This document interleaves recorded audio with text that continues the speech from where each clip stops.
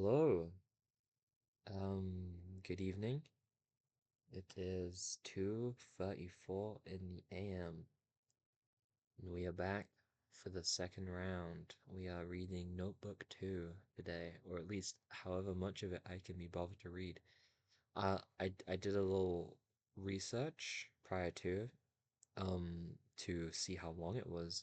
This one's a long one, so I don't know if I'm gonna be able to finish all of this tonight in one sitting. But we will try. We will see how much we can do. Hopefully, we do at least half of it. Um, I'm excited though. Obviously, last time we got to look and see a little bit about Yozo and his childhood and the interesting way in which he views the world. So I'm looking forward to seeing if we're gonna time skip or if this is all about him as a kid. Um, but yeah, I guess we're about to find out. So without further ado, let's get into reading. On the shore, at a point so close to the ocean one might imagine it was there that the waves broke, stood a row of over 20 fairly tall cherry trees with coal-black trunks. Every April, when the new school year was about to begin, these trees would display their dazzling blossoms and their moist brown leaves against the blue of the sea. Soon a snowstorm of blossoms would scatter innumerable innumerable, innumerable petals into the water, flecking the surface with points of white which the waves carried back to the shore. This beach, strewn with cherry blossoms, served as the playground of the high school I attended. Stylized cherry blossoms flowered even on the badge of the regulation school cap and the buttons of our uniforms. A distant relative of mine had a house nearby, which was the one reason why my father had especially selected me for this school of cherry blossoms by the sea. I was left in the care of the family, whose house was so close to the school that even if the morning bell had rung, I could still make it to my class on time if I ran. That was the kind of lazy student I was, but I nevertheless managed, thanks to my accustomed antics, to win popularity with my schoolmates. This was my first experience living in a strange town. I found it far more agreeable than my native place. One might attribute this, perhaps, to the fact that my clowning had by this time become much a part of me that it was no longer a strain to trick others. I wonder, though, if it was not due to instead the incontestable differences in the problems involved in performing before one's own family and strangers, or in one's own town and elsewhere. This problem exists no matter how great a genius one may be. An actor dreads most the audience in his hometown. I imagine the greatest actor in the world would be quite paralyzed in a room where all his family and relatives would gather to watch him. But I had learned to play my part. I had, moreover, been quite a success. It was inconceivable that so talented an actor would fail away from home. The fear of human beings continued to rive in my breast. I'm not sure whether more or less intently than before, but my acting talents had unquestionably matured. I could always convulse the classroom with laughter, and even the teacher protested what a good class it would be if only I were not in it. He would be laughing behind his hand at a word from me. Even the military drill instructor, whose more usual idiom was a barbarous, thunderous roar, would burst into helpless laughter. Just when I had begun to relax my guard a bit, fairly confident that I had succeeded by now in concealing completely my true identity, uh, I was stabbed in the back, bordered on being a simpleton, the puniest boy in the class, who's complimented by a total lack of proficiency in his studies, and by such clumsiness in military drill and physical training, that he was perpetually designated as the onlooker. Not surprisingly, I failed to recognize the need to be on guard against him.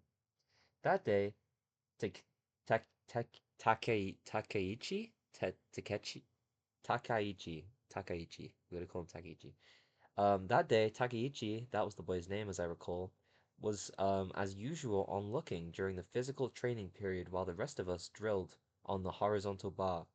Deliberately assuming as solemn a face as I could muster, I lunged overhead the bar, shouting with the effort. I missed the bar and sailed on it as if I were making a broad jump, landing with a thud on the sand on the seat of my pants. This failure was entirely premeditated, but everybody burst out laughing, exactly as I had planned. I got to my feet, with with a rueful smile, and was brushing the sand from my pants when Takeichi, who had crept up from somewhere behind, poked me in the back. He murmured, "You did it on purpose." I trembled all over. I might have guessed that someone would detect that I had deliberately missed the bar, but that Takeichi would have the one come as a bolt from the blue. I felt as if I had seen the world before me burst in an instant into the raging flames of hell. I was all I could do. It was all I could do to suppress a wild shriek of terror. The ensuing days were imprinted with my anxiety and dread. I continued on the surface making everybody laugh with my miserable clowning. But now and then the painful sighs escaped my lips. Whenever I did, Takeichi would see through it, and I was sure he would soon start spreading the word to everyone he saw. At this thought, my forehead broke out in a sweat. I stared around me vacantly with the wild eyes of a madman. If it were possible, I felt I would like to keep a 24 hours a day surveillance over Takeichi, never stirring from him, morning, noon, or night, to make sure that he did not divulge the secret. I brooded over what I should do. I would devote the hours spent with him to persuading him that my antics were not on purpose, but the genuine article. If things went well, I would like to become his inseparable friend, but if this proved impossible, I had no choice but to pray for his death. Damn. Damn. Um, typically enough, the one thing that never occurred to me was to kill him. During the course of my life, I have wished the innumerable times that I might meet with a violent death, but I have never once desired to kill anybody. I thought that in killing a dreaded adversary, I might actually be. Oh, wait. I thought that in killing a dreaded adversary, I might actually be bringing him happiness. In order to win over Takeichi, I clothed my face in the gentle, um, beguiling smile of false Christian. I strolled everywhere with him, my arm slightly around his scrawny shoulders, my head tilted affectionately towards him. I frequently would invite him in, honeyed, cajoling. Dude, there are so many hard words to. Jesus Christ. Cajoling tones to come up and play in the house where I was lodging. But instead of an answer, he always gave me only blank stares in return. One day after school was let out, it must have been in the early summer. There was a sudden downpour. The other students were making a great fuss about getting back to their lodgings. But since I lived just around the corner, I decided to make a dash for it. Just as I was about to rush outside, I noticed Takeichi hovering dejectedly in the entranceway. I said, "Let's go. I'll lend you my umbrella." I grabbed Takeichi's hand as he hesitated and ran out with him onto the rain. When we arrived home, I asked my aunt to dry our jackets. I had succeeded in luring Takeichi to my room. His household consisted of my aunt, a woman in her 50s, and my two cousins, the older of whom was tall, frail, bespectacled, bes- bespectacled woman of 30. She'd been married at one time, but was later separated, and the younger, a short, round-faced girl who looked fresh out of high school. The ground floor of the house was given over to a shop where small quantities of stationery supplies and sporting goods were offered for sale. The, princip- the principal source of income was the rent from the 5 or 6 tenants built from my late uncle. Takeichi, standing helplessly in my room, said, "My ears hurt." "They must have got wet in the rain," I explained. I examined his ears and discovered they were both running horribly. The lobes seemed filled to be bursting with pus. Ugh. Um, I simulated an exaggerated concern. "This looks terrible. It must hurt." Then, in the gentle tones a woman might use, I apologized. "I'm so sorry I dragged you out in all this rain." I went downstairs to fetch some cotton wool and alcohol. Takeichi lay on the floor with his head on my lap. I painstakingly swabbed his ears. Even Tagichi seemed not to be aware of the hypocrisy, the scheming behind my actions. Far from it. His comment as he lay there with his head pillowed on my lap was, "I'll bet lots of women will fall for you." It was all his illiterate approximation of a compliment. This, I was to learn in later years, was a kind of demonical prophecy, more horrible than Takeichi could have realized. To fall for, to be fallen for.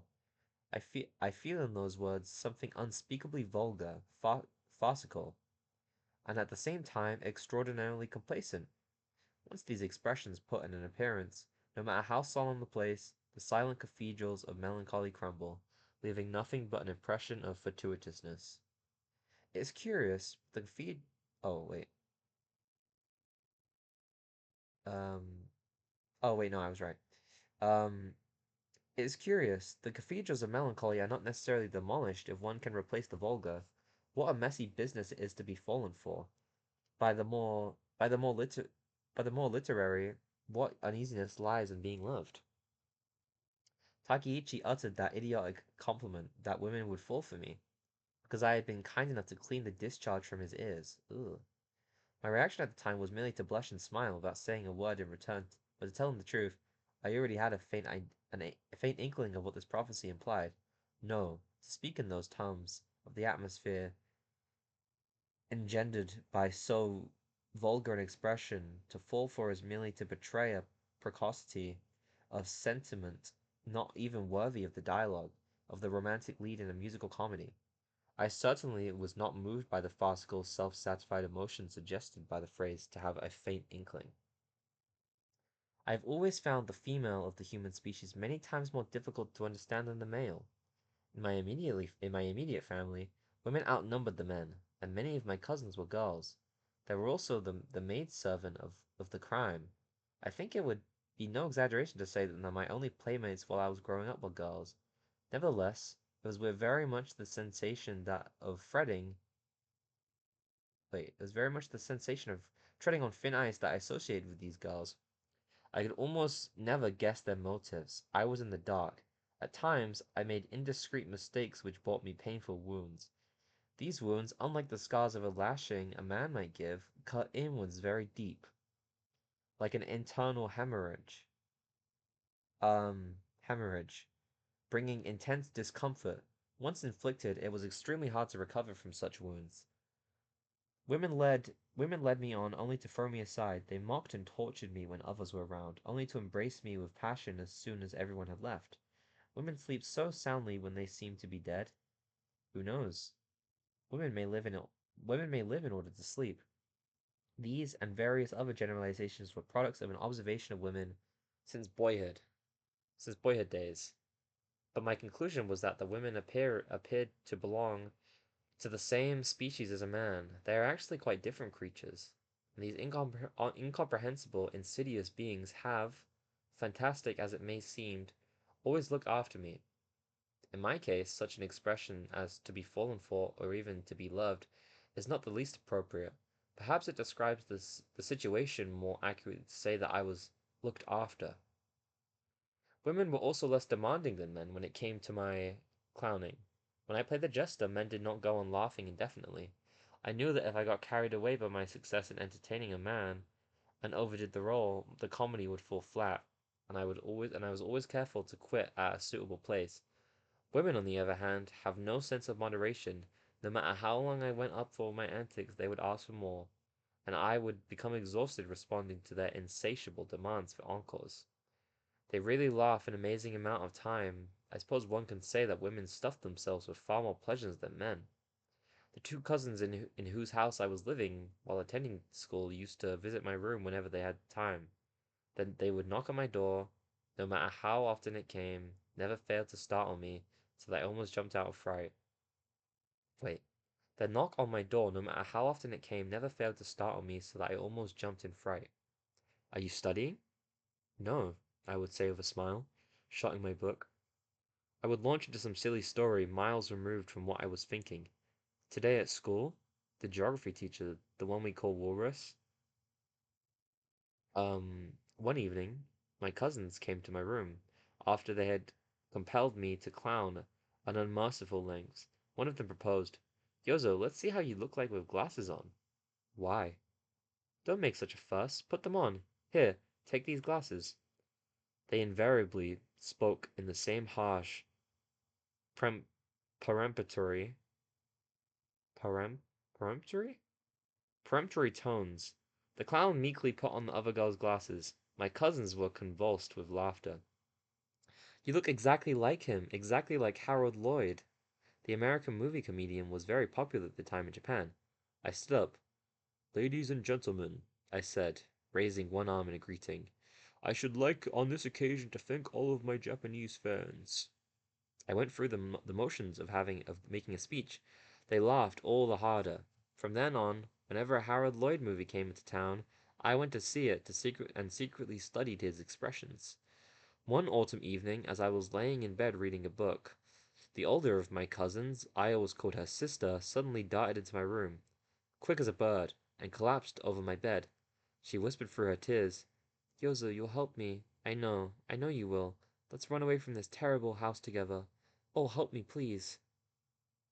She continued in this hysterical vein for a while, only to burst into tears again. This was not the first time that a woman had put such a scene before me, and sister's excessive emotional words did not surprise me. I felt instead a certain boredom at their banality and emptiness. I slipped out of bed, went to my desk and picked up a persimmon. I peeled it and offered sister a section. She ate it, still sobbing, and said, Have you any interesting books? Lend me something. I chose Sosukai I Am a Cat from my bookshelf and handed it to her. Thanks for the persimmon, sister said as she left the room, an embarrassed smile on her face. Sister was not the only one. I've often felt that I would find it more complicated, troublesome, and unpleasant to ascertain the feelings by which a woman lives than to plumb the innermost thoughts of an earthworm. Long personal experience had taught me that when a woman suddenly bursts into hysterics, the way to restore her spirits is to give her something sweet. um, Her younger sister, Sechan, would even bring friends to my room, and in my usual fashion I amused them all with my perfect impartiality. As soon as a friend had left, Sachan would tell me disagreeable things about her, inevitably concluding, She's a bad girl, you must be careful of her. If that's the case, I wanted to say, you needn't have gone through the trouble of bringing her here. Thanks to Sechan? Thanks to Sechan, almost all of the visitors in my room were girls. This, however, by no means implies that Takeichi's compliment, women will fall for you, bad, as yet had been realized. I was merely the Harold Lloyd to northeast Japan. Not for some years would Takeichi's silly statement come palpitatingly alive, metamorphosized into a sinister prophecy. Takeichi made one other important gift to me. One day, he came to my room to play. He was waving a brightly colored picture, which he proudly displayed. It's a picture of a ghost, he explained. I was startled that instant. I was startled that instant, as I could not help feeling in later years determined my path of escape. I knew what Takeichi was showing me. I knew that it was a similar self-portrait of Van Gogh when we were children. The French imperialist school was very popular in Japan, and our first introduction to an apprentice to appreciation of Western painting was often began with such works. The paintings of Van Gogh, Gauguin, Cézanne, and Renoir were familiar even to the students of country schools, mainly through photographic reproductions. I mainly had seen quite a few colored photographs of Van Gogh's paintings. His brushwork and the vividness of his colors had intrigued me, but I had never imagined his pictures to be of ghosts. I took from my bookshelf the volume of Modigliani reproductions, and showed Takichi the familiar nudes with skin color of burnished copper.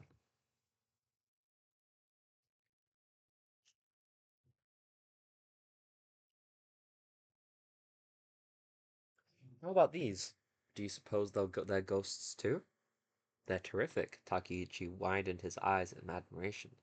This one looks like a horse out of hell. They really are ghosts then, aren't they? I wish I could paint pictures of ghosts like that, said Takeichi. There are some people whose dread of human beings is so morbid that they reach a point where they yearn to see with their own eyes monsters of even more horrible shapes, and the more nervous they are, the quicker they are to take fright. The more violent, they pray that every storm will be. Wait. And the more nervous they are, the quicker to the quicker oh my god. And the more nervous they are, the quicker they are to take fright, the more violent they pray that every storm will be. Painters who have had this mentality after repeated wounds and intimidations at the hands of apparitions called human beings have often come to believe in phantasms. They plainly saw monsters in broad daylight, in the midst of nature, and they did not fob people off with clowning. They did their best to depict these monsters just as they had appeared. Takeichi was right. They had dared to paint pictures of devils. These, I thought, would be my friends in the future. I was so excited I could have wept. I'm going to paint too. I'm going to paint pictures of ghosts and devils and horses out of hell. My voice as I spoke these words to Takeichi was lowered to a barely audible whisper. Why, I don't really know. Ever since elementary school days, I enjoyed drawing and looking at pictures. My pictures failed to win the reputation among my fellow students that my comic series did. I have never had the least interest in the opinions of human beings, and my stories represented me to nothing more than the clown's gesture of greeting to his audience. They enraptured all of my teachers, but for me they were devoid of the slightest interest. Only to my only to my paintings wait, what? Only to my paintings? Only to my paintings, to the depiction of the objects, my cartoons was something else again. Did I devote any real efforts to my original for childish style? The copybooks for drawing were used at school were dreary, the teachers' pictures were incredibly inept, and I was obliged to experiment for myself entirely without direction, using every method of expression which came to me. I owned a set of oil paints and brushes from the time I entered high school. I sought to model any techniques on those of the Impressionist school, but my picture remained as flat as paper cutouts and seemed to offer no promise of ever developing into something. But Takeichi's words seemed to make me aware that my mental attitude towards painting had been completely mistaken. What superficiality and what stupidity um, there is in trying to depict in a pretty manner things which one had thought pretty. The masters, through their subjective perceptions, created beauty out of the trivialities. The trivialities. They did not hide their interest, even in things which were nauseatingly ugly, but soaked themselves in the pleasure of depicting them. In other words, they seemed not to rely in the least of misconceptions of others.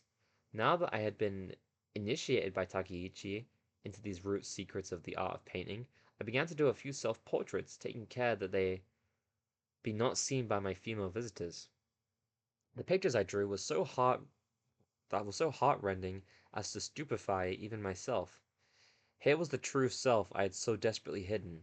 I had smiled cheerfully, and made others laugh. This was the harrowing reality.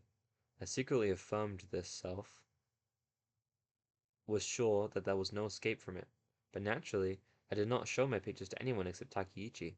I just liked the thought that I might suddenly be subjected to their suspicious vigilance. When once the nightmarish reality under the clowning was detected. Oh, wait. Oh, their nightmarish reality under the clowning was detected. On the other hand, I was equally afraid that they might not recognize my true self when they saw it, but imagined that it was just some new twist on my clowning, occasion for additional snickers. This would have been the most painful of all. I therefore hid the pictures in the back of my cupboard. In school drawing classes, I also kept secret my ghost style techniques, and continued to paint as before in the conventional idiom of pretty things.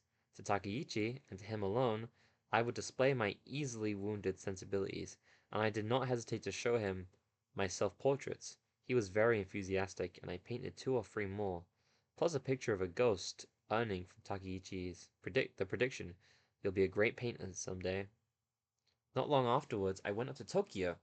On my forehead were imprinted the two prophecies uttered by a half-wit Takeichi that I would be fallen for, and that I would become a great painter.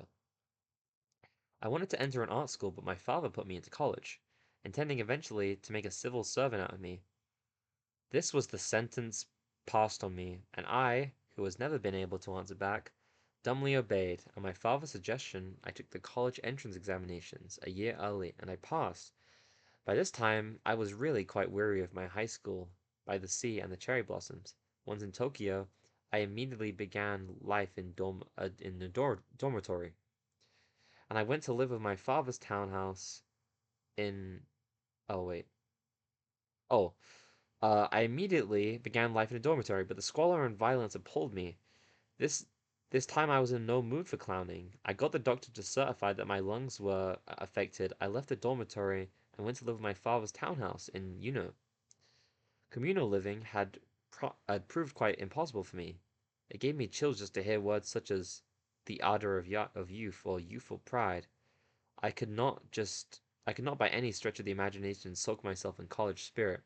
The classrooms and dormitories seemed like the dumping grounds of distorted sexual desires, and even my virtually perfect antics were of no use there.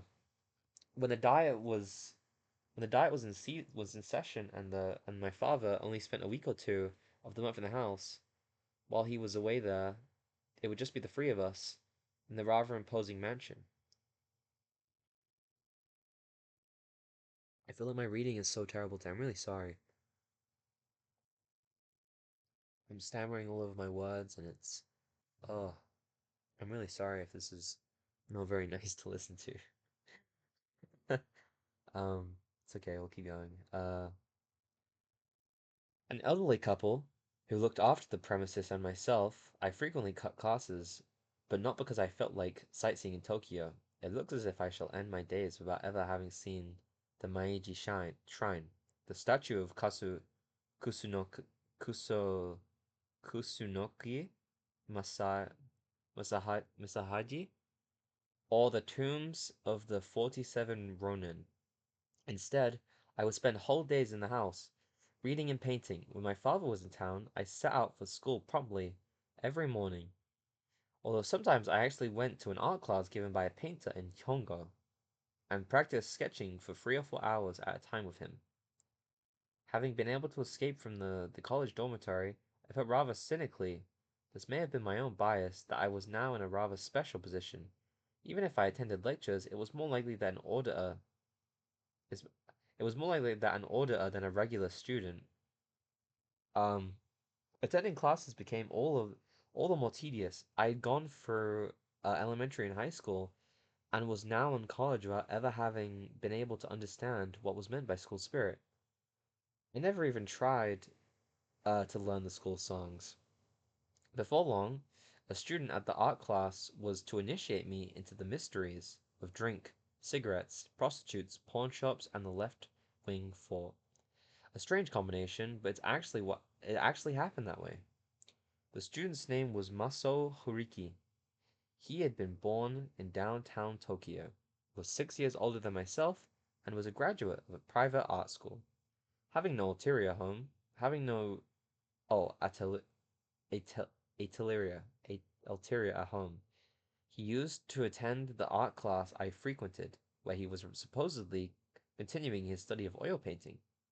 One day, when we still barely knew each other by sight, we hadn't as yet exchanged a word, he suddenly said to me, "Can you lend me 5 yen?" I was so taken aback that I ended up giving him the money. "That's fine," he said. "Now for some liquor." You're my guest. I couldn't very well refuse, and I was dragged off to a cafe near the school. This marked the beginning of our friendship. "I've been noticing you for quite a while there," that bashful smile. "That's the special mark of the promising artist. Now, as a pledge of our friendship, bottoms up." He called one of the waitresses to our table. "Isn't he a handsome boy? You mustn't fall for him now. I'm sorry to say it, but ever since he appeared in our art class, I've only been the second handsomest." Horiki was suave, and his features were regular, And most unusual for an art student, he always wore a neat suit and conservative necklace. His hair was pomaded and parted in the middle. The surroundings were unfamiliar to me. I kept folding and unfolding my arms nervously, and my smiles now were really bashful. In the course of drinking 2 or 3 glasses of beer, however, I began to feel a strange lightness of liberation. I started. I've been drinking. I'd like to enter a real art school. Don't be silly, they're useless. Schools are all useless. The teachers who immerse themselves in nature, the teachers who show profound sympathy for nature. I felt not the least respect for his opinions. I was thinking, he's a fool, and his painting's rubbish. But he might be a good person for me to go out with. For the time, for the first time in my life, I had met a genuine city good for nothing, no less than myself, though in a different way. He was entirely removed from the activities of the human beings of the world. We were one of the species, if only. Wait. We were of one species, if only in that we were both disoriented. At the same time, there was a basic. There was only. Wait. There was a basic difference in us. He operated without being conscious of his farcicality, or for that matter, without giving any recognition to the misery of that farcicality. I despised him as one fit only for amusement. A man with whom I associated with that sole purpose.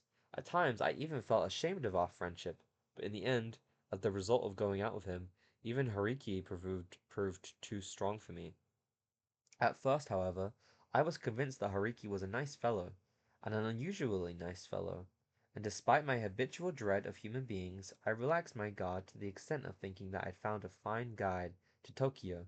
To tell the truth, when I first came to the city, I was afraid to board a streetcar because of the conductor. I was afraid to enter the Kabuki theater, for fear of the usherette standing alongside the red carpet staircase at the main entrance. I was afraid to go in the restaurant because I was intimidated by the waiters furtively hovering behind me waiting for my plate to be emptied. Most of all, I dreaded paying a bill. My awkwardness when I handed over the money after buying something did not arise from any stinginess, but from excessive tension, excessive embarrassment, excessive uneasiness, and apprehension. My eyes would swim up in my head, and the whole world would grow dark before me, so that I felt half out of my mind. There was no question of bargaining. Not only did I only forget to pick up my change, but I quite frequently forget to take home the things I purchased. It was quite impossible for me to make my way around Tokyo by myself. I had no choice but to spend the whole days at a time lolling around the house. So I turned my money over to Hariki, and the two of us went out together. He was a great bargainer, and this perhaps earned him the ranking of expert in pleasure seeking. He displayed unusual proficiency in spreading minimal sums of money with maximum effect. His talents extended to getting wherever he wanted in the shortest possible time without ever having recourse to taxis. He used by turns, as seemed appropriate, the streetcar, the bus, and even steam launches in the river. He gave me a practical education. Thus, if we ever stopped in the morning at a certain restaurant on our way home from a prostitute's and had a bath with our meal, it was a cheap way of experiencing the sensation of living luxuriously. He also explained that beef with rice or skewered chicken, the sort of dishes you can get at a roadside stand, are cheap but nourishing. He guaranteed that nothing got you drunker quicker than brandy. At any rate, as far as the bill was concerned, he never caused me to feel the least anxiety or fear. Another thing which saved me when with Hariki, that is that he was completely uninterested in what his listener might be thinking, and could pour forth a continuous stream of nonsensical chatter 24 hours a day, in whichever direction the in whichever direction the eruption of his passions led him. It may have been loquacity ensured. Oh, it may. Oh, it may have been that his passions consisted in ignoring the feelings of his listener. His loquacity ensured that there would be absolutely no danger of our falling into uncomfortable silences when the pleasures had fatigued us. In dealings with other people, I'd always been on my guard, lest those frightful silences occur. But since I was naturally slow of speech, I could only stave them off by a desperate recourse of clowning. Now, however, that stupid little Hariki, quite without realizing it, was playing the part of the clown, and I was under no obligation to make any appropriate answers. It sufficed if I merely let the steam of his words flow through my ears, and once in a while commented with a smile. Not really. I soon came to understand that drink, tobacco, and prostitutes were all excellent means of dissipating, even for a few moments, my dread of human beings. Oh, wait, we're dissipating my dread of human beings. I came even to feel that if I had to sell every last possession to obtain these means of escape, it would be well worth it. I never could think of prostitutes as human beings or even as women. They seemed more like imbeciles or lunatics, but in their arms I felt absolute security. I could sleep soundly. It was pathetic how utterly devoid of greed they were. They really were. And perhaps because and they felt for me something like an affinity for their kind. These prostitutes always showed me a natural friendliness which never became oppressive. Friendliness with no ulterior motive, friendliness stripped of high-pressure salesmanship, for someone who might never come again. Some nights I saw these imbecile lunatic prostitutes with the halo of Mary. I went to them, I went to them to escape my dread of human beings, to seek a mere night of repose.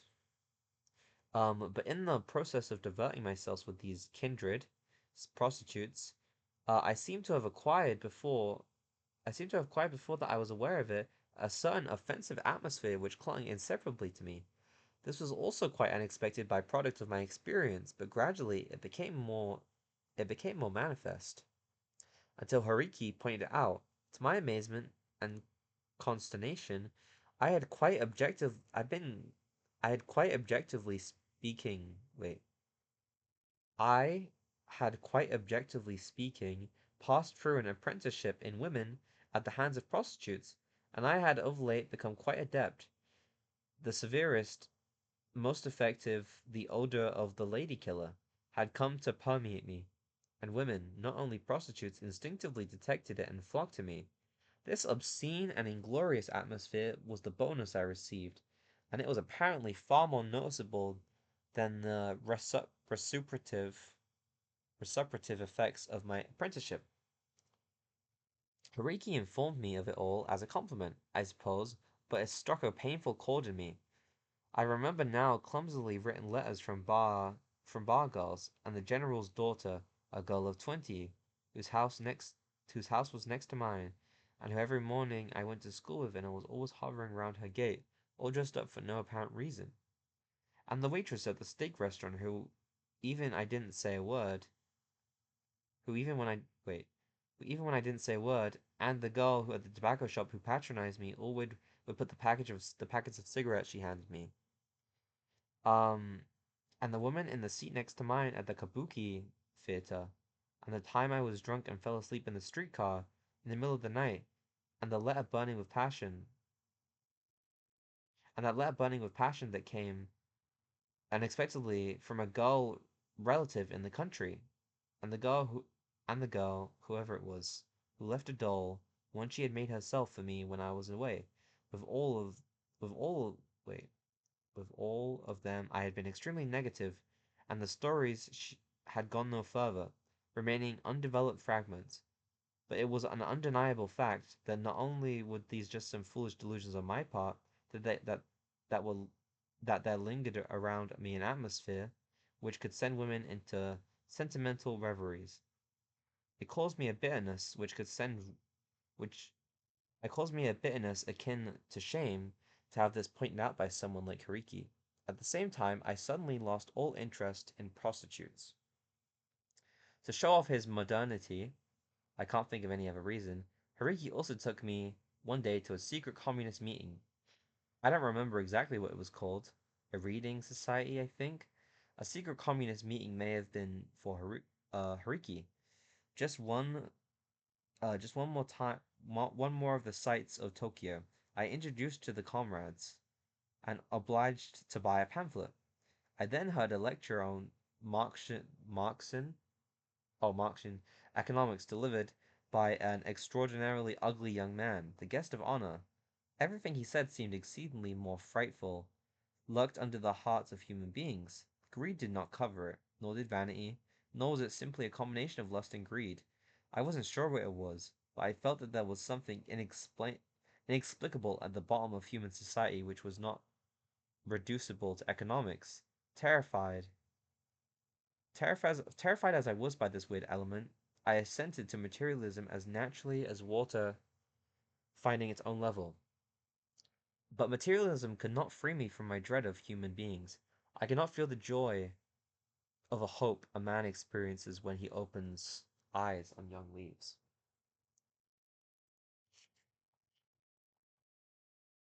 Nevertheless, I regularly attended the meetings of the Reading Society. I found it uproariously amusing to see my comrades, their face tense as though they were discussing matters of life and death, absorbed in the study of theories so elementary that they were on the order of one makes two. I tried to take some of the strain out of the meetings with my usual antics. That was why I imagine the oppressive atmosphere of the group gradually relaxed. I came to be so popular that I was considered indispensable at the meetings. These simple people perhaps fancied that I was just as simple as they, an optimistic, laughter-loving comrade. But if such was their view, I was deceiving them completely. I was not their comrade, yet I attended every single meeting and performed for them my full repertory of farce. I did it because I liked to, because those people pleased me, and not simply because we were linked by a common affection derived from Marx. Okay, I think this is around the halfway point of this. Yeah, we're around the halfway point of this chapter. Um, I think I'm gonna pause it here, I think. Oh my goodness. My throat is sore, and my reading was terrible today. I don't know why I really struggled to read the fucking words on the pages today.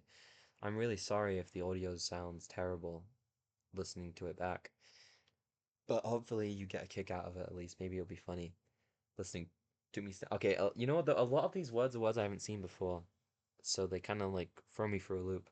And I don't have the physical book yet, so I'm reading off of my phone, so I have to scroll like as I'm reading. So I keep losing my place on the page. Um, Honestly though, I'm really into this book so far. I'm really enjoying it. I think it's really interesting. It's very